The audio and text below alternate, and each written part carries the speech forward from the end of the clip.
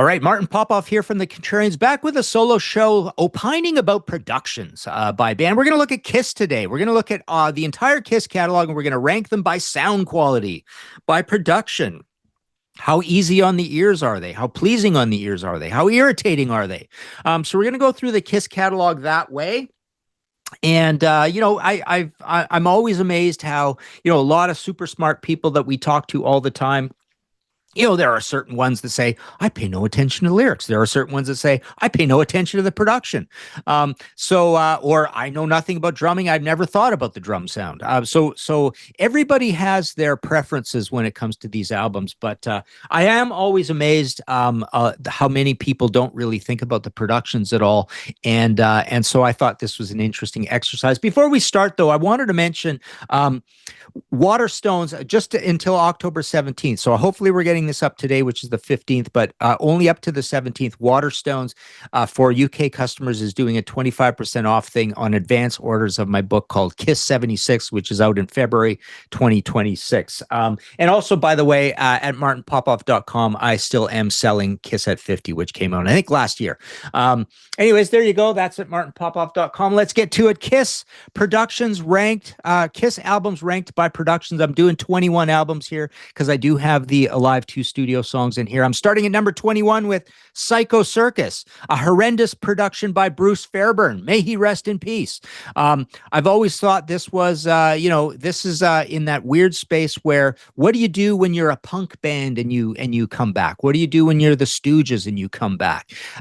Do you purposely make a stupid album? So Kiss, obviously the mandate here is we want to make an album like the 70s. So we want to really dumb down to that pop metal boy band almost thing that we had going across a lot of these songs. So it's got that quality to it, this album. So I feel like the production is kind of doing the same thing, but I feel like it's a little coagulated at the bass end. So it's going for that really bare bones Eddie Kramer sound from Love Gun and Rock and Roll Over, but it's boosting the bass and it's arriving here in the middle of the 90s. And it's like, gah, I just don't like the sounds. I find the drum sounds blocky and starchy, and it's just hard on the ears. And then what's also hard on the ears is that these are dumbed down Kiss songs, which makes the whole project kind of irritating. Number 20, I've got Unmasked, which I thought, generally speaking, it's an okay sounding album. It's a poppy production for a poppy album. It's a little bit compressed, a little bit British steel on the drum sound, kind of boxy and mid-rangey, but not a terrible production. Number 19, I've got Crazy Nights. This falls into the You Should Know Better production zone. I find this a very humorless and boxy and dry and not very powerful production for the late 80s. I think it should sound better.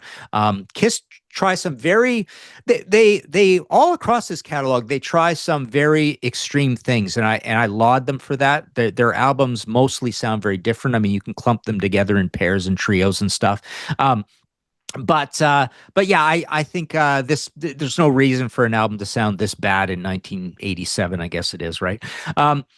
18, I've got Rock and Roll Over. So this is them famously simplifying, going back, trying to play more live, although it's not that live. Eddie Kramer, let's bring Eddie Kramer back because he worked on Kiss Alive, whatever that is. It's a live album producing, but not particularly live. But it bears no relation to what they're trying to do on an actual studio album. And I find this just to be very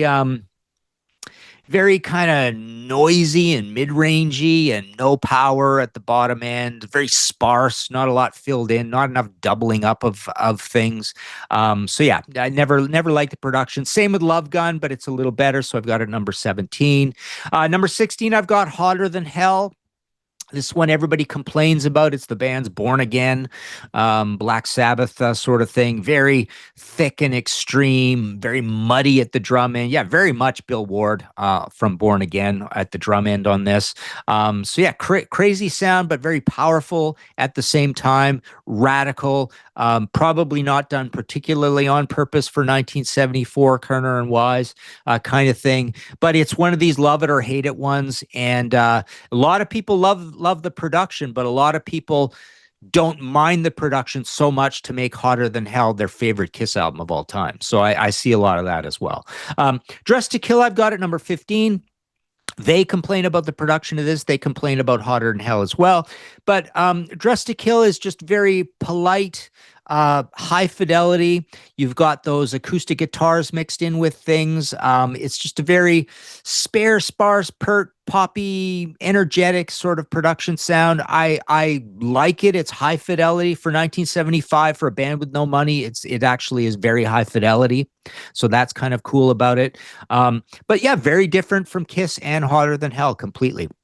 Speaking of Kiss, I've got it at number 14. I thought this was a really good, slightly radical production, slightly Bachman-Turner overdrive production, Slade production. We know they were Slade fans. For early 1974. Think it's a good sounding album, and powerful. And I think it has all the power of Hotter Than Hell without some of the negatives of Hotter Than Hell. Number 13, I've got the Alive 2 studio songs. I think this is just a good quality, kind of a mix between an Eddie Kramer sound and a Bob Ezrin Destroyer sound. It's just a lot of things corrected from Love Gun and Rock and Roll Over, I think. Just a no-nonsense, good quality, simple production sound, conservative to capture these simple songs, good songs as well. Number 12, I've got Lick It Up. This has a lot of Creatures in the Night and Animalized to it. It's radical, which is kind of interesting. It's a sound that emphasizes the guitars. People, it's talking about a sort of an Eric Carr drum sound. People have often, it's so bizarre. Some people think it's thin and kind of not there, and other people say it's booming and Bonham-esque and all this, right? But I think he's got more volume added to the snare than anything else, and I think that makes us think it's bigger than it is. I don't know. But yeah, a radical sound, made for radio. Not hard on the ears, but it's interesting that it is different, right? It's not a 70s sound. It's just got some new things from the 80s kind of being mixed into this, right? 11, I've got Animalized. So after Lick It Up, a fine tuning, almost like more personality than Lick It Up. Like they're really discovering this Kissness that they are pursuing in the early 80s. Again, just very I don't know how you describe this. Quite mid-rangey and problematic at the drum end, but you kind of like the eccentricity of the drum sound. Number 10, I've got Hot in the Shade, produced by Gene and Paul. I think this is a good sounding record, big improvement over Crazy Nights. They're trying to sound a little more lively and garagey and get rid of some of the 80s tropes. They see the 90s coming kind of thing. I think it's a good sounding record. Number 9, I've got Creatures of the Night. Yeah. But here we've got the start of this strange Kiss personality that rolls through maybe a trio of records. And I think we've got the most extreme version of the Eric Carr. Hang on, is this the not Eric? I don't know, whatever. It's definitely got the yeah, sure it is. So it's got the big boomy, a lot of volume at the low end of the mid range on his drums. So the drums are intrusive in the mix, but there's something about it where parts of it aren't particularly loud. I don't know. It's almost like an overdriven Queen-like power that you get. Maybe, I don't know, maybe the guitars are up. It's a very weird production, and like I say, I like weird productions. It's good to see weird productions, and I think this is one. Let's see, Dynasty I have next. I think Dynasty is probably almost as good as they get with the Eddie Kramer feel that you start hearing from Rock and Roll Over. It is a little sparse. Even the heavier songs on here, I suppose, sound less heavy. Maybe not less heavy than Love Gun or Rock and Roll Over, but they certainly sound less heavy than if they were on Destroyer. So you are moving towards you are moving a little bit towards your unmasked sound.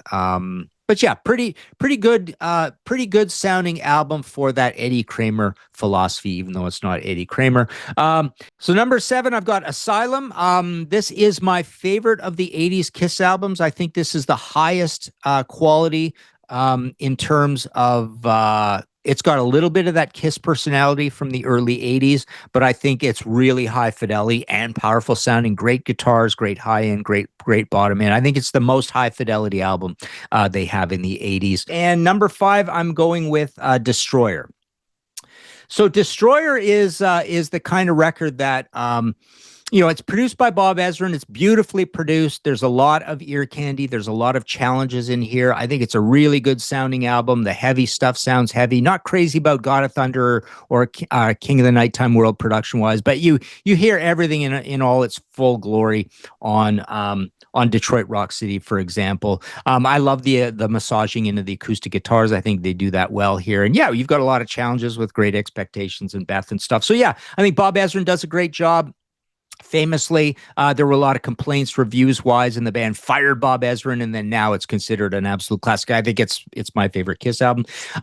Number 4, I've got Music from the Elder, which I think gets this is Bob Ezrin very much doing the best things from Destroyer and the best things from Revenge. I think here what you get is a sober, less problems with the personality situation, or less difference or eccentricity that starts with Creatures of the Night. So it's just a good, powerful, a more conservative version of these ideas that are going to be light bulb ideas that they're going to bring forward into the next album. So yeah, it's a good quality all around, good hard rocking production. It's a heavy album and everything sounds great in it. Number 4 is Revenge.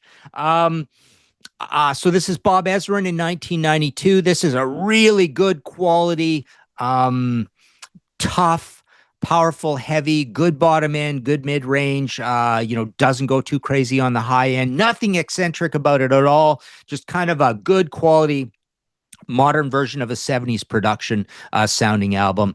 And he's got that thing in here where I'm gonna